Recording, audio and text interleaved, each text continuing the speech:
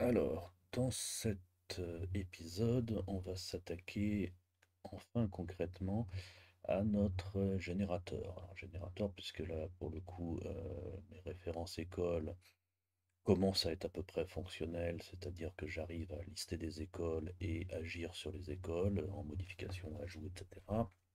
Je vais donc devoir le faire pour les cours, pour l'agenda et pour tous les autres éléments de l'intranet. Une de mes conceptions du code étant de travailler beaucoup au tout début de manière à ne plus avoir à travailler du tout ou quasiment plus du tout par la suite.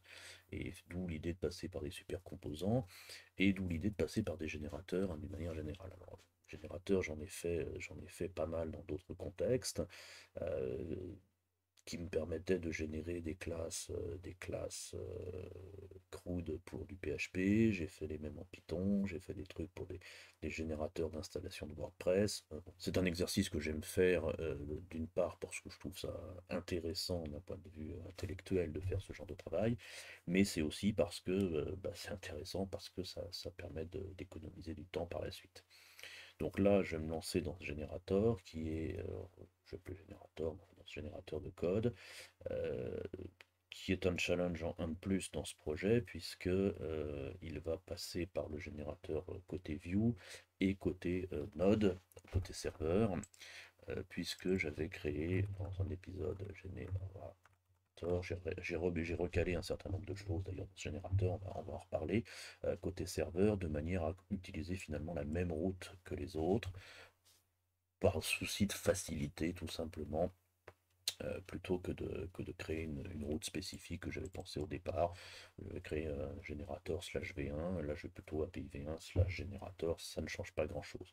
Cette route qui va fonctionner principalement en get pour pouvoir récupérer évidemment les structures de nos tables, c'est ce qu'on avait fait dans l'épisode, alors je ne sais plus où j'en suis dans mes épisodes, mais dans le 7.3 je crois, quand on avait passé le REST API en asynchrone, effectivement, j'avais fait comme premier exemple le fait de pouvoir justement faire une requête pour avoir la liste des tables et pour chacune de ces tables récupérer la structure dans l'optique de ce générateur. Donc ce générateur qui zoom, d'ailleurs zoom, voilà comme ceci, l'écran est tout pourri pour l'instant, puisque l'idée de cet écran était surtout au départ de poser tout ce que je vais avoir à faire comme travail, et ce qu'on va commencer dans cet épisode, et qu'on continuera sans doute sur plusieurs, qui consiste à, dans un premier temps, lister sur la gauche ici la liste de toutes les tables qui sont dans la base, ainsi que toutes les vues qui sont dans la table, enfin dans la même base. Peut-être qu'on mettra des accordéons ici, on va voir comment on organisera l'aspect visuel de la chose, peu importe. J'aurai donc une liste de tables, une liste de vues, basée sur évidemment ce que je reçois ici, puisque ici je reçois les tables, donc là on a une base table, c'est un peu moins visible mais bon. On a le cours qui est aussi une base table, on a les écoles et on a le V-agenda qui est donc une view. On va donc pouvoir faire le distinguo entre ces deux éléments. Bon, on aura l'occasion d'en reparler. Donc ça, premier truc, on va commencer par ça. Et deuxièmement, enfin non, peut-être pas, d'ailleurs, on va peut-être réorganiser un peu l'écran d'abord pour y voir plus clair pour la suite. Deuxièmement, si je clique sur l'une des tables ou a fortiori l'une des vues, va commencer par alimenter cet écran, enfin cette liste-là, c'est-à-dire une qui va me lister les champs de la table en question. Pour les vues, je pense qu'on verra dans un deuxième temps parce que ce sera un peu particulier, mais les champs de la table en question. Alors, peut-être simplement en visualisation de la chose. Pas forcément, on va pas modifier, on va pas s'amuser à modifier la structure de la table à partir d'ici, ce que j'avais plus ou moins envisagé au départ, mais c'est surtout pour me dire, bah tiens, je vais choisir quels sont les champs qui vont être filtrables, searchable et sortable. Donc j'obtiens la liste de mes tables avec des informations sur les tables, donc encore une fois directement issues de cette requête. Et c'est là où je vais zoomer un chouïa. Euh, me utiliser justement ces éléments-là, c'est-à-dire, est-ce que j'ai ça? le modèle, le contrôleur, la route sont-ils des éléments qui existent? La liste, le formulaire, le service sont-ils des fichiers qui existent? Puisque là encore, je ne veux pas écraser des fichiers s'ils existent déjà. Je rappelle que je peux pouvoir les modifier. Par contre, je veux... Ah oui, tiens, c'est ces informations sur les... C'est ça que j'ai pas mis dans dans ma REST API. Donc on va quand même aller faire un tour vers le free serveur.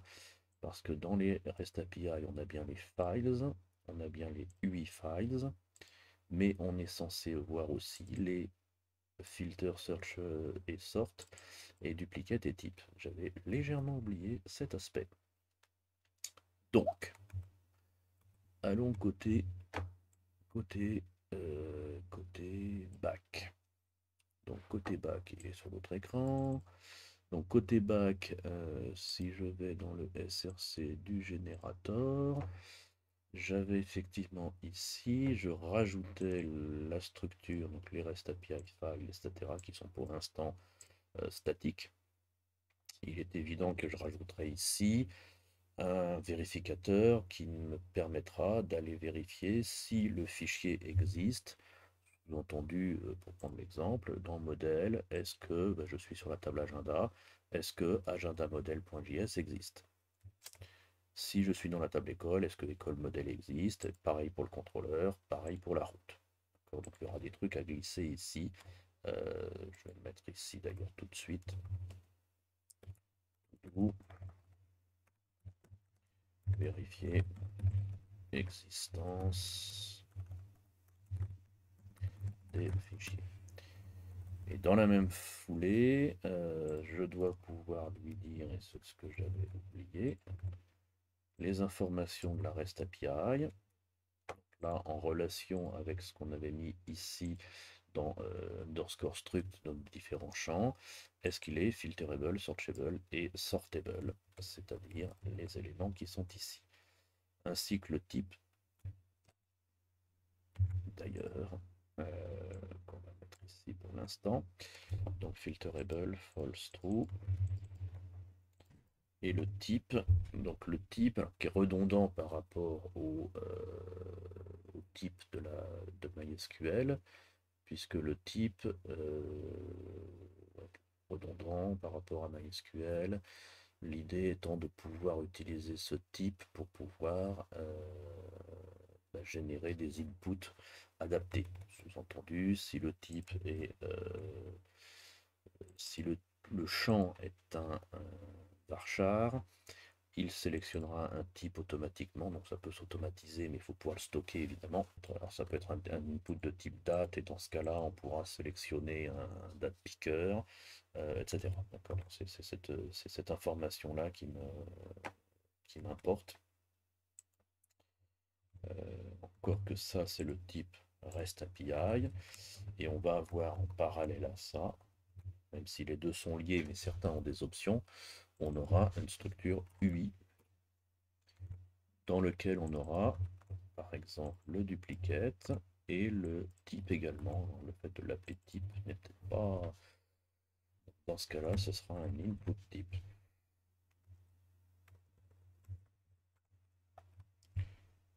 Qui sera, mettons, un input. Je ne sais pas comment je vais les appeler, mais dans l'idée c'est ça, c'est-à-dire que... Non, c'est mince. Qu'est-ce que j'ai fait? J'étais pas sur le bon.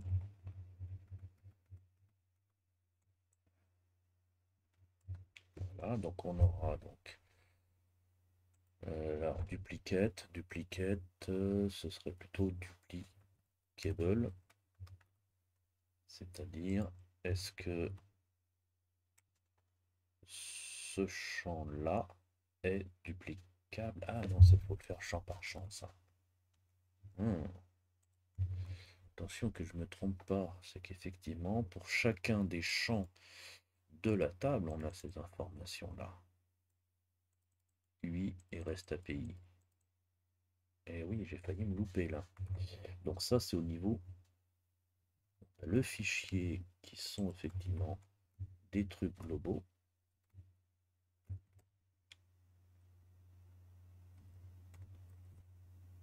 Et pour les fields en question, donc là, hop, ok, bon, là, je retombe sur mes pattes. Donc donc je fais une recherche sur mes fields. Pour chaque field de mes fields, je rajoute ces informations-là. C'est-à-dire un field REST API et un fields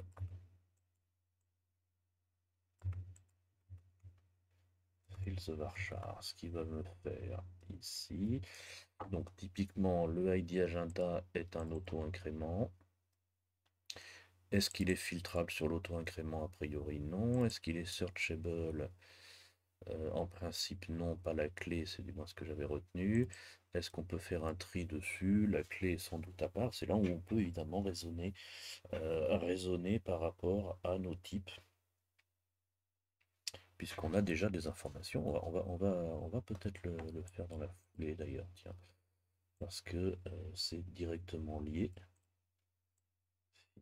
Je n'avais pas prévu cet ordre, mais ça devrait pas. Je vais juste l'amorcer en tout cas, pour bien que vous compreniez l'enjeu du truc. Et moi, ça m'aide à poser, on va dire. Alors évidemment, tout ça sera dans un deuxième temps stocké dans une table annexe. Sous-entendu une table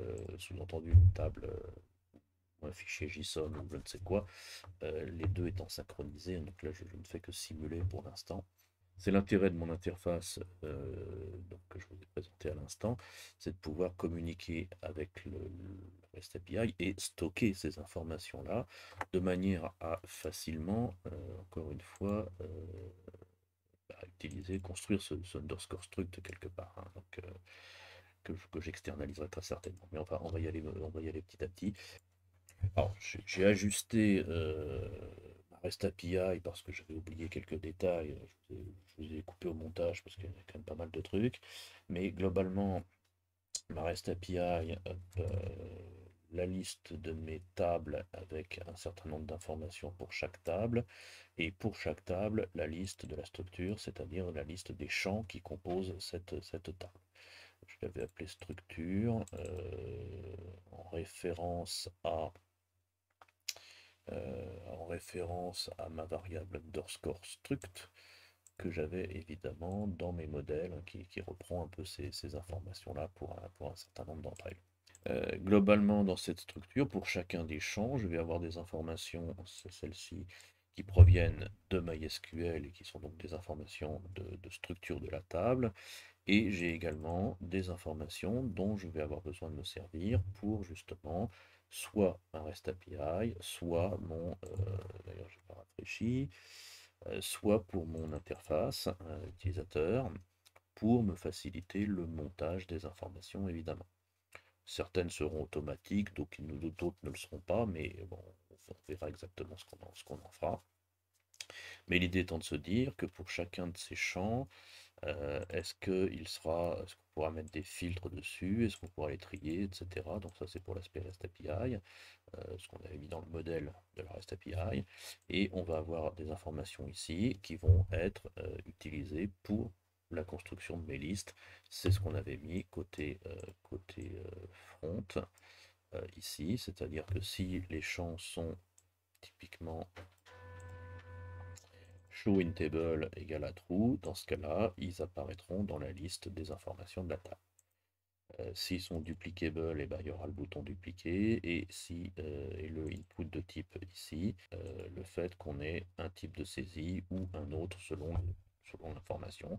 Est-ce que ce sera un date picker si c'est une date? Est-ce que ce sera un input de type texte si c'est un champ chaîne de caractères et autres fantaisies?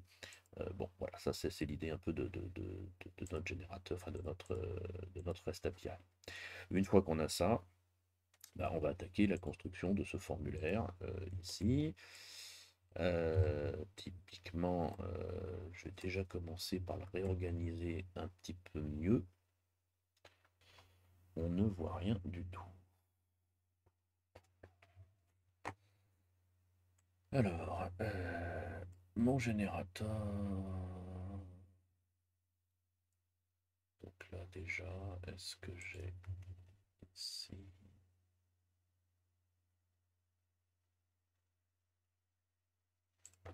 Ah, il faudrait que je crée un service pour le générateur.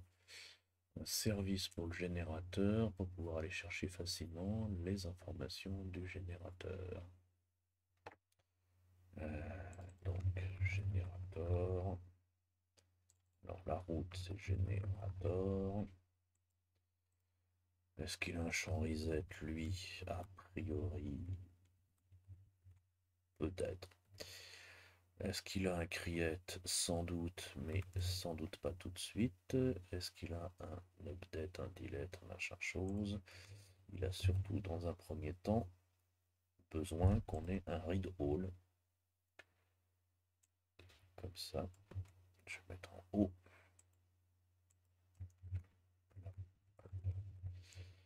Voilà. Là, je vais pouvoir aller lire des choses sur ma route dans le générateur. Donc là, bon, c'est anecdotique. Si je vais maintenant dans mon ici, alors j'aime bien fonctionner par copier-coller. Donc dans ma vue générateur, pour l'instant, j'importais pas grand-chose. Il y a sans doute des trucs dont j'aurais pas besoin. Et dans mon école, pardon, il faut que je me guide sur mes couleurs. Donc, j'ai mon setup. Ça, c'est ma classe. J'en ai plus besoin. Ça, c'est mon générateur. Donc,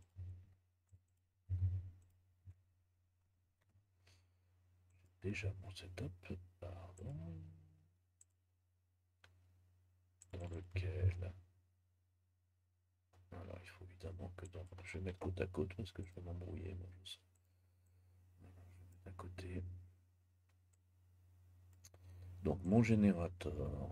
Pour l'instant, donc ça, c'était les trucs pour la fictif de la chose, j'ajusterai tout de suite après. Donc je vais avoir besoin d'un objet générateur qui sera un nouveau générateur. Mais pour que je fasse ça, il faut évidemment aller chercher le service générateur qui est dans générateur. Bon, évidemment là il n'aime pas pour le moment. Ensuite, alors on aura sans doute des trucs de référence, etc. Mais il nous faut déjà ce reload list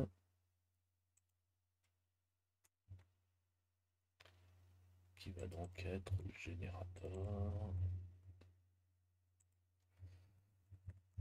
et console.log de data. Il aime toujours pas. Qu'est-ce qui me manque?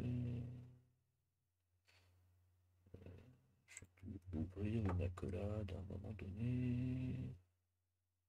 Donc là, parenthèse accolade, accolade, parenthèse. Deux problèmes. Reactive et ToRow ne sont pas encore utilisés. Voilà. Donc là, on est pas mal. Alors, si je vais sur mon générateur, j'ai bien reçu 4 éléments.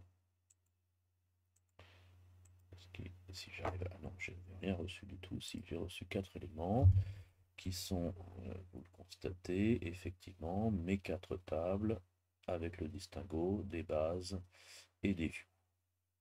Pas mal. Plus quelques informations. Donc, si je déplie ici, vous voyez que j'ai bien j'ai des informations effectivement sur les éléments et pour chacun d'entre eux, j'ai donc la structure et dans la structure, j'ai effectivement un certain nombre d'informations là-dessus. Parfait. Ok, on est pas mal. Alors, après, comment on va organiser l'interface ici? Parce que je vais avoir d'une part la liste de mes champs à afficher pour la structure. J'ai également alors les les aspects file, donc REST API file et UI files.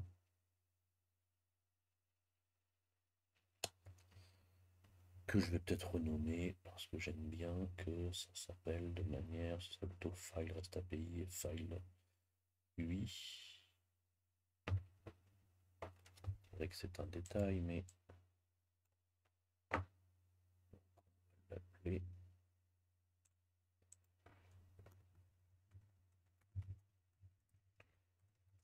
file de REST API.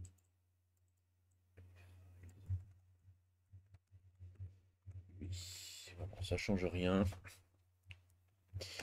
mais c'est juste plus propre. Donc là, j'ai effectivement mes différentes tables. Donc je vais avoir un écran sur lequel je vais afficher les informations propres à la table. Je vais avoir un autre avec les champs. Et en face de chaque champ, ouais, ça c'est les champs, un certain nombre d'informations aussi. Je vais peut-être utiliser un système d'onglets qui était pas mal, qu'on avait mis sur la home. Je vais faire ça. Alors, on va mettre des onglets en place déjà. La construction, c'est le bracket, la fonte, l'école. Alors, là, je dis, ça va 12 générations. On utilise les onglets déjà, on va home. On a ces tabs, voilà, avec les tabs peines. Alors, je réorganise. Donc, j'ai la première qui est top 90 tabs, ça suffit, je vais en mettre 6. 5, et ici, donc pour la colonne, les 5, le deuxième, je vais mettre 19, et c'est là où je vais mettre les onglets. Et donc, un table, qui sera balisé. Je vais mettre c'est bon. Et par haut. Par haut. Par haut. Ah, tab peine. Voilà, pour l'onglet. Mon deuxième onglet, donc, ce sera. Choix. Donc, il va se déterminer. Et mon troisième onglet, ce sera la génération. Et A. Tabs. Et tout ça, colonne, et tout ça par haut. Donc, info table, j'ai les infos de ma table. Info champ est vide. Et génération, j'ai mes éléments que je redimensionnerai d'une façon ou d'une autre pour que ça fonctionne bien en plein écran, mais ça, on est pas mal. Ok, on arrive quelque part. Maintenant donc, j'ai à peu près mes informations, donc on va réduire un petit peu pour y voir clair.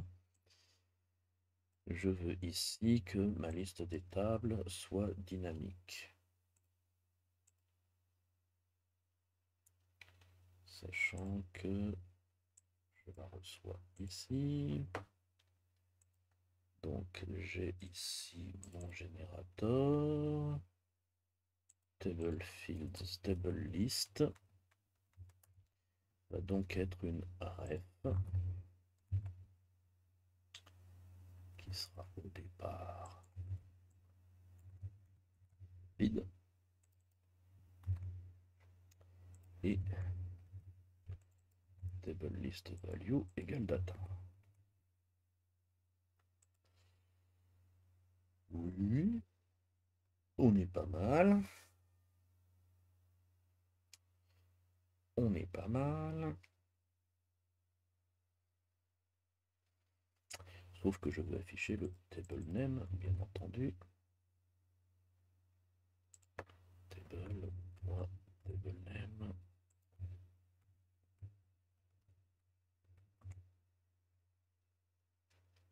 Et là, je retrouve tous mes éléments. Sauf que sont mélangés les tables et les vues. Il faudra que je dispatche, que je gère d'une manière ou d'une autre, on va dire. Ok.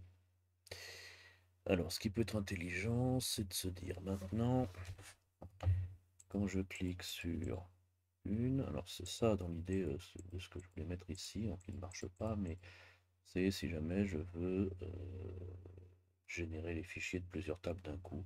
Je suis pas sûr de le garder ça finalement, parce que par la première fois,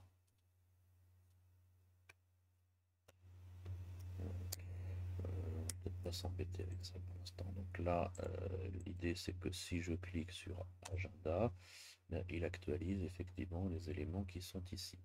Donc je vais créer un objet. Celui-ci sert pour la démo hein, aussi, hein, C'est celui qui fait bouger tous ces petits machins qui va donc disparaître, mais bon, peu importe. J'ai le table list, il va falloir que j'ai un active table active qui sera lui pour le coup un objet dont je ne me sers pas encore, mais dont je vais me servir très vite, puisque ici, quand je suis dans les info table, non d'ailleurs ça c'est pas info table, ce tableau là c'est celui qui va plutôt ici. Voilà. Donc là, info table. Peut-être intérêt à mettre ça dans 3 composants séparés, mais on va déjà focuser sur le code général. Focuser, j'invente des termes extraordinaires. Donc là, table active n'est pas définie. Ah oui, je sais, j'ai pas fini. Ça, c'est le bac. Pas besoin. Donc ça, ici. Donc il faut que ici, j'utilise non pas field list, mais justement pour chaque champ dans table active. Table active. Et dans ma table active, je dois avoir un truc qui s'appelle struct. Donc dans chaque ici, table active. Et là, table active is assigned. But never used. Pourtant, elle est là.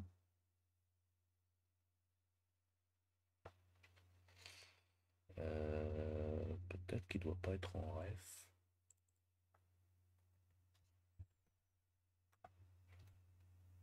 Peut-être qu'il ne doit pas être en ref, mais juste exporter. Là, c'est bon. On n'a donc aucune table active.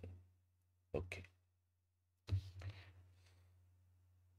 Alors, ce qui peut être intéressant, c'est de se dire, pour le fun, que ma table active value est égale à data 10 0.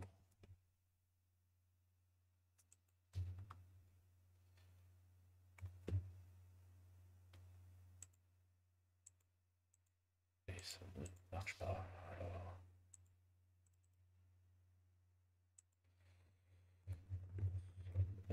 console log data. Ton data, c'est bien un 10 0. Ah, mais du coup, elle est plus en ref. Hop, je la remets en ref. Et là, je reçois bien mes tables. On n'est pas si mal. Donc là, table active value. Alors évidemment, dans mes infos du champ, je vais chercher la structure. Et c'est le field qui s'appelle... Alors, je ne vais pas l'appeler field, je vais l'appeler struct. Puisque c'est la structure. Et par contre ici, struct field. Et là, j'ai bien la structure de mes tables, enfin de ma table agenda. Mais pas mal. Et à peu près dans la direction où je veux aller en tout cas.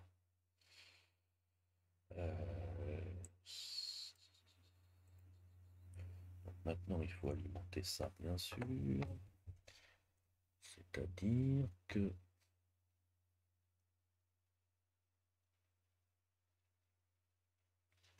alors, le type, on a dit que c'était pas un select,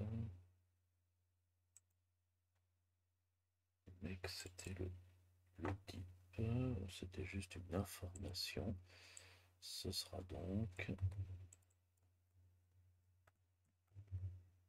non pas le field, je vais prendre ici, mais le type.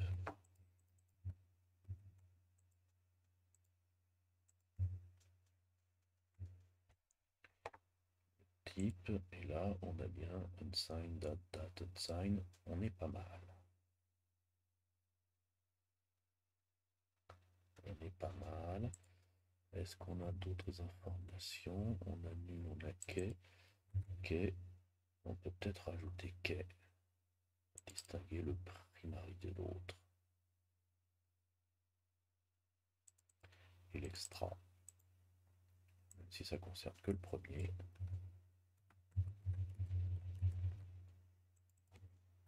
Quai. Et donc, extra.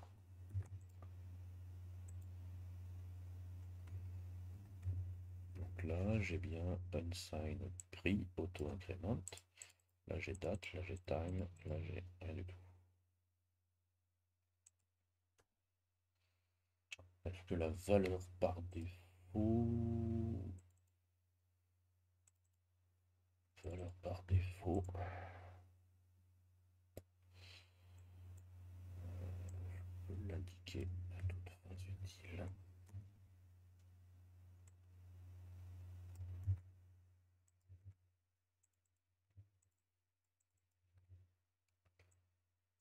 Sachant que, non, que la clé primaire...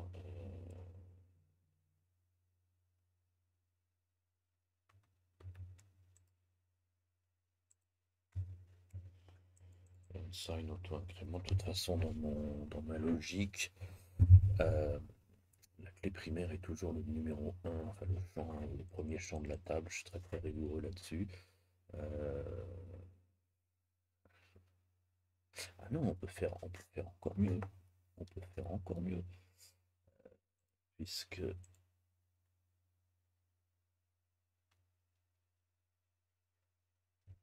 je vais améliorer un peu mon affichage. Donc le console log data et struct. Et je vais faire aussi un console log de data 0. Structure. Ça donne quoi ça? C'est pas mal. Et je vais même faire donc un console table de data.structure pour vraiment voir ce qu'il a dans le ventre. Voilà, c'est pas mal. Donc le seul truc, c'est que si effectivement c'est un primary, hop, je mets ici, eh bien je vais tout simplement lui dire, elle est où, elle est où, elle est où, ici, voilà, hop,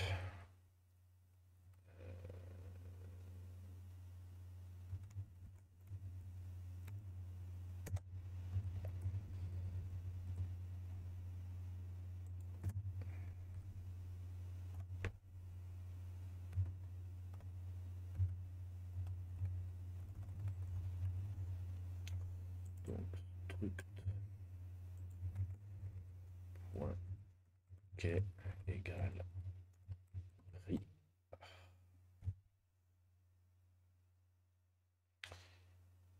Dans ce cas-là, on met ça en bleu, en bold,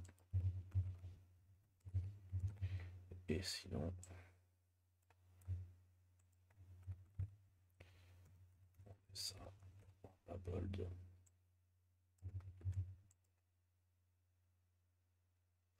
Voilà, c'est pas plus mal. Auto-increment dans mon cas, pas forcément très utile, puisqu'elles le sont quasiment systématiquement. Ok. En même temps, c'est vrai que là, je me prends la tête. En principe, je serais sur un écran comme ça, donc si l'info apparaît, c'est pas très très grave. Ok, alors valeur par défaut, ça peut être rempli, ça l'est de temps en temps, rarement. Alors après, on a les REST API, donc ça c'est dans REST API, c'est donc celui-ci qui n'apparaît évidemment pas. Où on va avoir filterable, searchable et sortable. Alors, et checked. Est-ce qu'on peut mettre un truc genre struct point REST API point filterable. Le ID agenda n'est pas filterable. Par contre, tous les autres sont bons. Ok, ça me paraît pas mal.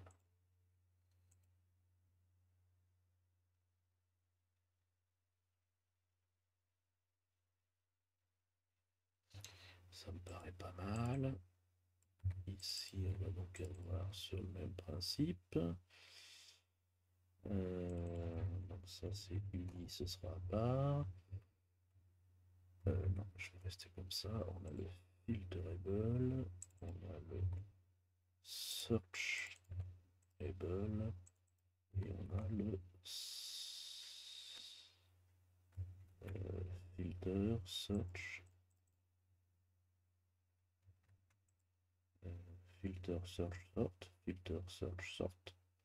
Oui, c'est ça. Ah non, pardon, filterable, il y est déjà.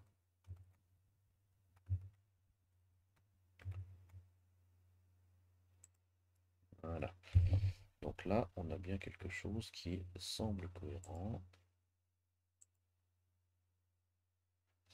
Et celui-là... Ah oui, seulement, je vais carrément les enlever, ceux-là. Ceux qui sont en trop. Pour l'instant, en tout cas.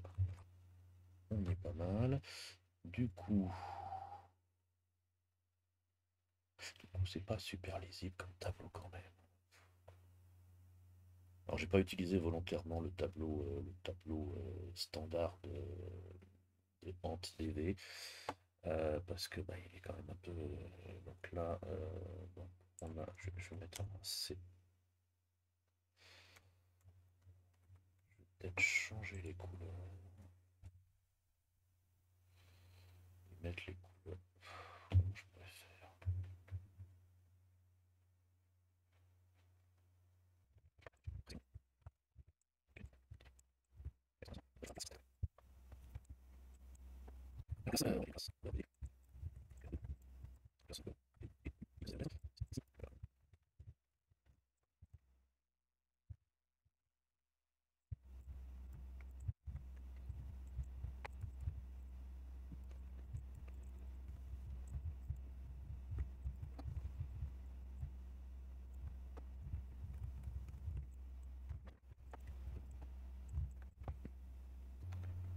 Bon, voilà, pour bien distinguer, enfin pour un peu mieux distinguer de façon relativement provisoire, j'ai effectivement mis un peu de couleur, bon, encore pour séparer, mais ça nécessitera un ajustement par la suite, c'est pas le plus grave, ça m'aide à m'y retrouver quand même.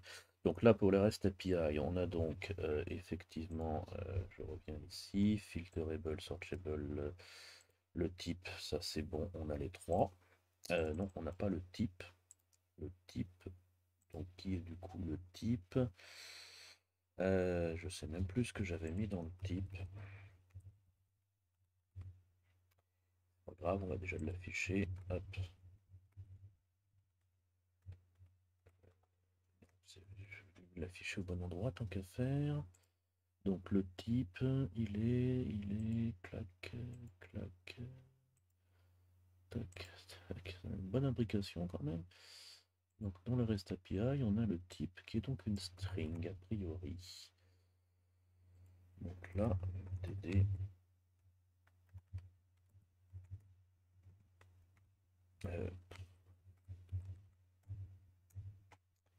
Donc le struct REST API type.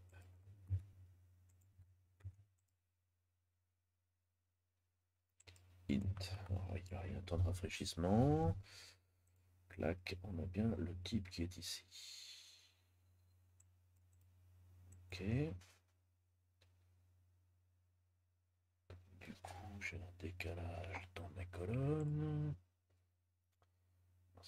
On recommence à les faire manuellement, qu'on se dit que finalement les trucs automatiques, c'est quand même pas mal.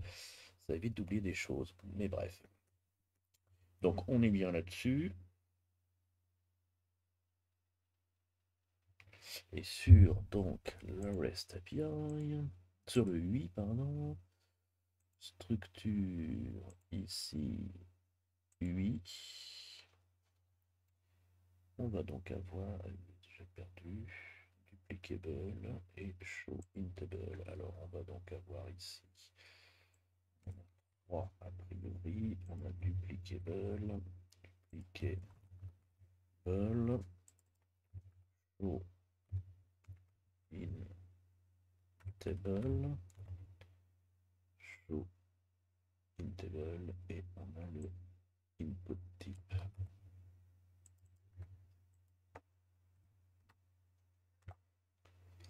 Les deux premiers sont des structs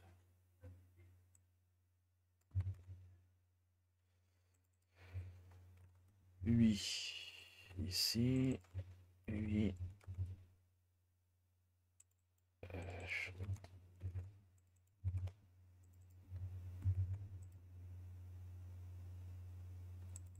table et le input type qui sera à terme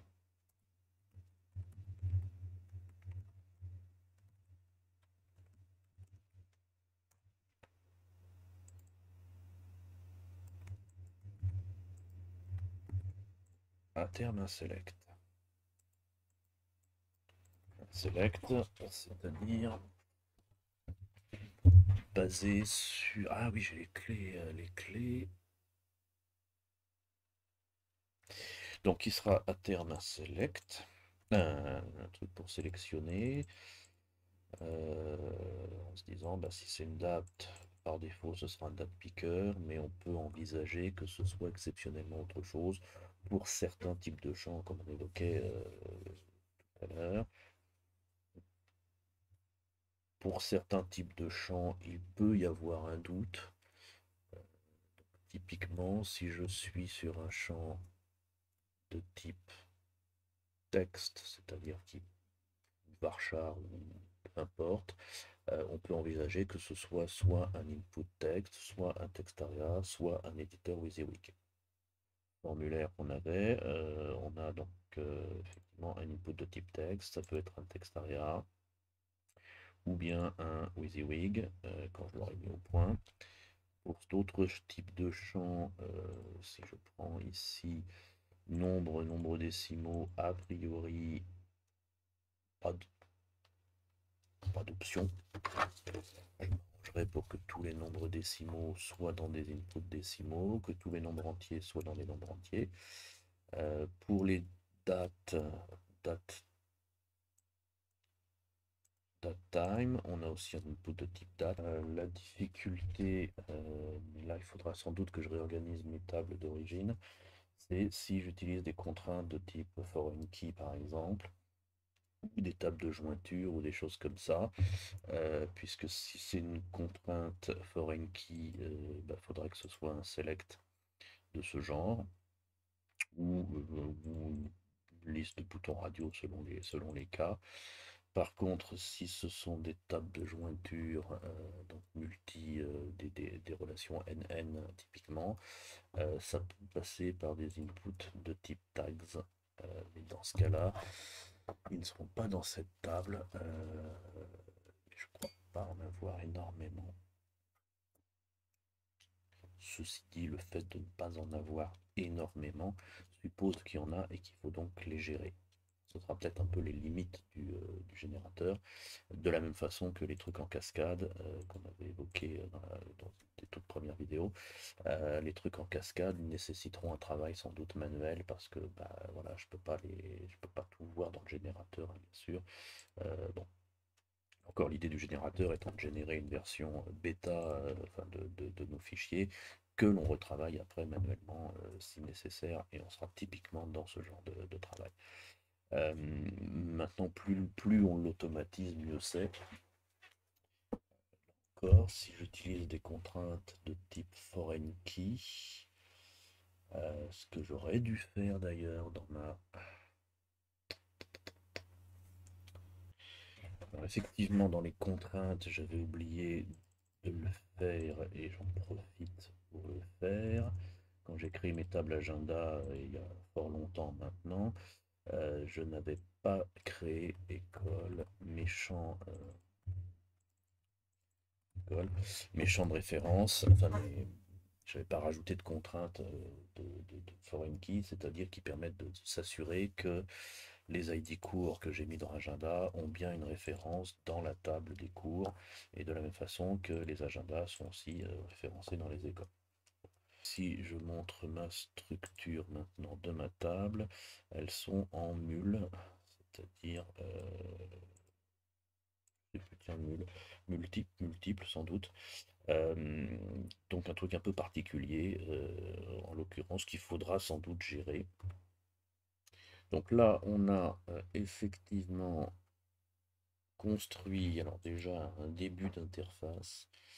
Il faudrait que je puisse cliquer ici pour pouvoir changer de table en cours, puisque là j'ai agenda. Celle-ci est en bold. Pourquoi elle est en bold? Parce que je l'ai mis ici en dur. Alors effectivement, il ne faut pas que ce soit par rapport à... C'est si le table name est égal à est égal à table active table name table name. Là, c'est agenda qui est bon. Ok. Donc maintenant, il faudrait que je fasse ici un clic qui va m'appeler une fonction de change table active. À moins que je... Oui, oui. Lequel change table active.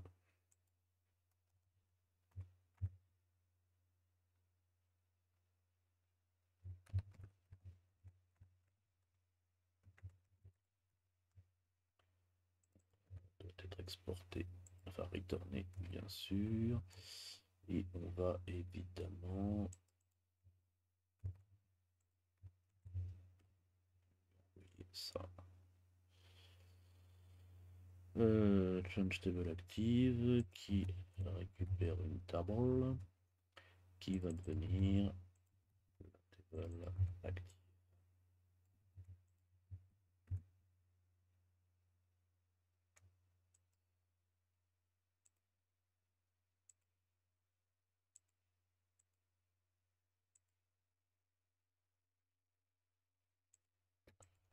On est pas mal.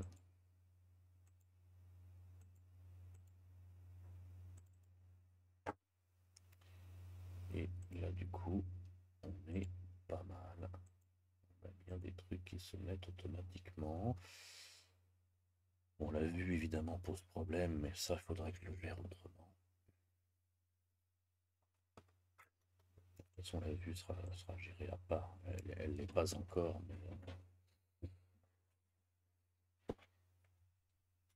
mais on commence à être pas mal. On commence à être pas mal. Je vais peut-être faire apparaître quand même tout de suite ma clé. Donc la colonne base de données, alors je vais le remettre sur le côté. Mettre sur le côté. Ici, et donc remettre sur le côté dans l'onglet BDD qu'on rajoute une colonne qu'on va appeler IDX. Et dans ma colonne IDX, je vais mettre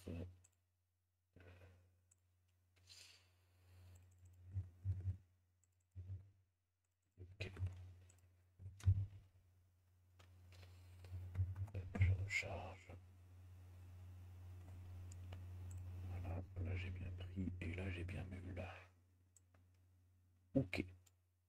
Donc pour la liste des champs, on est bon. Ok, alors pour les infotables, bah, c'est à peu près le même combat. Les infotables, c'est-à-dire si j'affiche donc le table name, le table type, c'est-à-dire le premier niveau. Ah non, j'ai aussi les files. En fait, j'ai tout ça qu'il faut afficher. sauf la structure. Ok. Alors, les tables, le premier onglet, il est où? Je vais fermer le deuxième pour y voir plus clair. Et c'est ici que ça se passe. Mettre, hop, déjà. Ok, donc là, on a les infos qu'on doit afficher. Donc, structure, on a dit que non, puisque structure, effectivement, ici. Tout ça, c'est des trucs en lecture seule. Bah, tout ça, c'est des trucs en lecture seule, en fait. Je voulais au départ utiliser un composant description qui était plutôt, que j'aimais bien, mais un peu pénible. Donc, du coup, je suis passé sur un tableau. Alors, REST API, on va avoir green et orange. Ou si le truc est true, ce sera vert. Si le truc est false, ce sera orange. Ça peut être pas mal, ça. Alors, du coup, je mets un span avec un V fort. Je dois itérer sur donc, je dois récupérer la valeur et la clé de table active rest API. Qu'est-ce que fait cette parenthèse ici?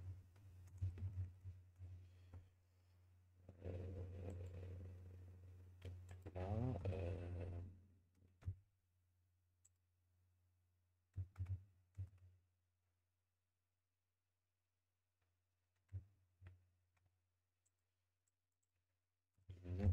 in, off, et si j'affiche donc la valeur et j'affiche la quai, évidemment il va me dire qu'il me faut une clé, oui je sais, qui sera donc, oh, j'ai un décalage de clavier, qui sera donc la clé. Et là j'ai true modèle, true contrôleur, true route. Bon, c'est joli. Je veux, alors c'est là où v if val égale true. On met green et on affiche la clé. Et sinon, v else modèle contrôleur route. En même temps, il y a de fortes chances que les trois fichiers soient dans le même état, c'est-à-dire soit ils sont tous générés, soit ils ne le sont pas, ou un truc comme ça. Mais dans l'idée, c'est pas mal. Et du coup, on fait la même chose pour les files UI.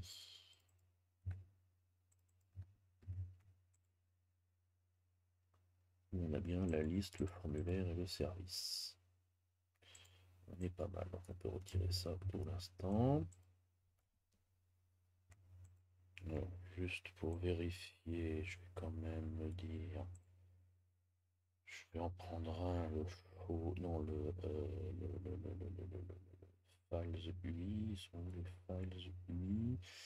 Ils sont ici, je vais mettre à tout hasard celui-ci à false et celui-ci à false, histoire de voir si effectivement on est bien, ok, on en a bien deux qui sont orange, donc c'est bon.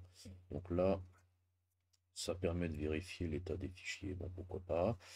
Je pense que ce serait pas inintéressant dans le principe d'avoir ces informations directement dans la liste des tables, mais ça encombrerait l'écran, mais peut-être que j'y viendrai. Peut-être que j'y viendrai, c'est-à-dire que on va justement parmi toutes ces tables-là, lesquelles ont les fichiers qui sont créés et ceux qui ne l'ont pas.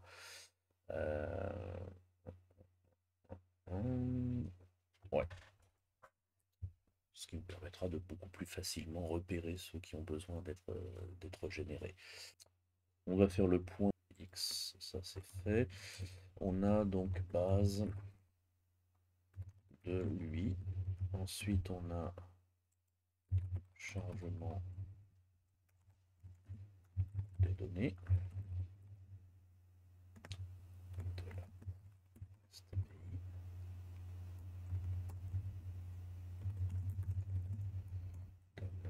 Et là, on a le tout doux. Donc, dans les étapes à suivre, si je résume un petit peu, donc première étape, ça c'est fait. Donc on a l'interface avec les données qui se chargent. On a les infos champs, donc infos champs actualisés côté serveur, côté back, c'est-à-dire ajout, modif. Et ensuite on a donc ça c'est bon. Alors front, externaliser le formulaire du tableau. Donc, le composant formulaire ne doit plus faire partie du composant tableau, ce que j'ai effectivement pour l'instant mélangé, hein, puisque si on regarde le ref-école, on voit bien que le ref-école sert à deux trucs. Il sert à faire le formulaire et il sert à faire le tableau. Et ça, c'est pas une bonne idée, ça va pas nous arranger pour la suite. Je veux vraiment que les deux soient externes, puisque quelque part, on pourrait ne pas être sur la liste des écoles, mais sur un autre endroit, et dire, ah bah tiens, il me manque une école, hop, j'ouvre une pop-up, je rajoute mon école, je referme ma pop-up, et je continue ma saisie, par exemple, parce que bah, je saisis un cours et je m'aperçois qu'il me manque une école. Bon, ça peut-être pas dans ce contexte, mais peu importe. Donc ça, il faut le faire, il faudra que je le fasse, peut-être que je le ferai en off. C'est un peu sur le principe de la création des composants boutons que j'ai créé dans une vidéo précédente, sauf que c'est sur un truc un peu plus grand, le formulaire complet. Ce qui me permettra d'avoir la liste dans un composant, le formulaire dans un autre composant, euh, pas forcément dans des vues d'ailleurs, mais ça on ajustera. Et une fois que ça se sera fait, ce sera donc utiliser des templates pour générer les fichiers. Et à partir de ce moment-là, j'aurais fait 90% du boulot, puisque le reste consistera à créer les tables, elles le sont déjà, et les passer dans le générateur pour générer le code. Ça, c'est le truc idéal. Bien entendu, ce sera sans doute plus complexe que ça, mais on en reparlera dans une vidéo très certainement ultérieure. Voilà, alors à suivre.